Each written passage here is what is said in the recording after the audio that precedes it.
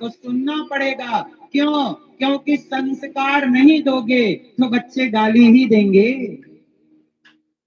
बाद में रोगे कि बेटा गाली देता है, बेटी गाली देती है। आजकल केवल बेटा ही नहीं, बेटियां भी रास्ता भटक रही हैं। आप में से कितने लोगों को अच्छी बहू चाहिए?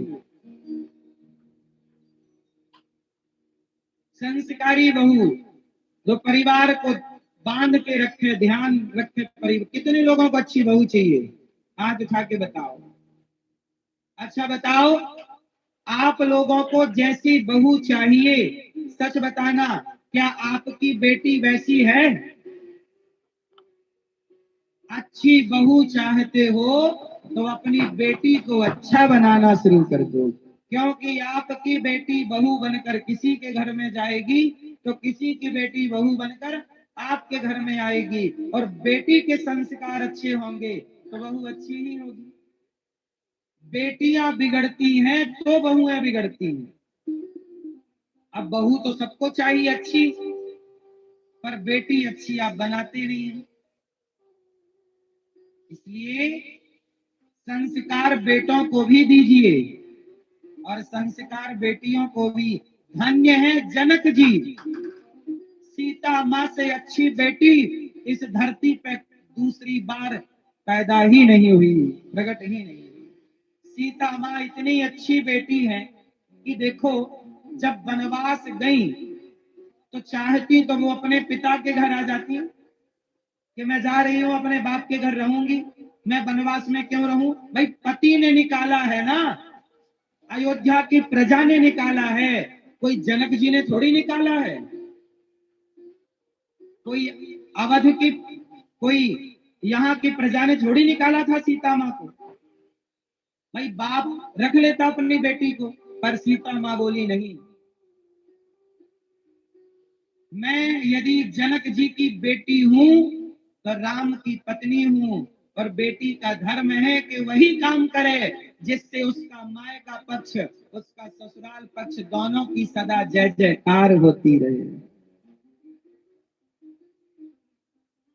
दोनों कुलों को तारना है तो सीता मैया ने पति के वचनों का पालन किया। इसलिए सीता माँ वनवास आई और जब लव कुश हुए, पैदा हुए और उन्होंने पढ़ाई पूरी की और सीता मैया गई राम जी के आगे। अब समाज इकट्ठी हो गई कि परीक्षा देंगी सीता जी। सीता माँ ने कहा, हे पृथ्वी माता, यदि मैं पवित्र हूँ गंगा की तरह और मैंने राम के सिवा किसी पुरुष का स्वप्न में भी चिंतन ना किया हो, और ये लव कुश यदि राम के बेटे हो और मैं पतिव्रता नारी हूँ, तो हे पृथ्वी माता, मुझे अपनी गोद में स्थान दे दो माता। ये कहा, पृथ्वी माँ फट गई, दिव्य विमान प्रकट हुआ और सीता मैया उस विमान में बैठकर सदा सदा इस धरती बना गई। दुनिया चिल्लाती रही, सीता मैया क्षमा कर दो माँ, बड़ी गलती हो गई, बड़ा अपराध हो गया। सीता मैया ने कहा, ठीक है, क्या गलती और क्या अपराध। इसलिए कहता हूँ, इसलिए कहता हूँ मैया कि किसी पर यूं ही लांछन ना लगाया करो।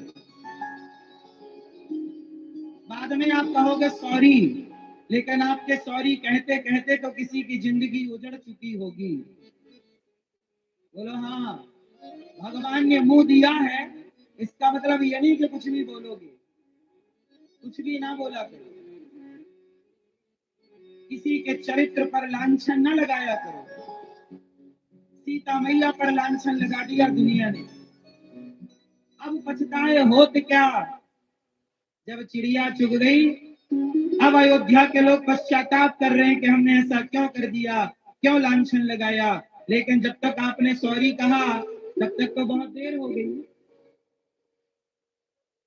इसलिए कहता हूं, शब्द संभाल के बोलिए, शब्द के हाथ न पाओ। एक शब्द औषधि करे, एक शब्द करे घाव।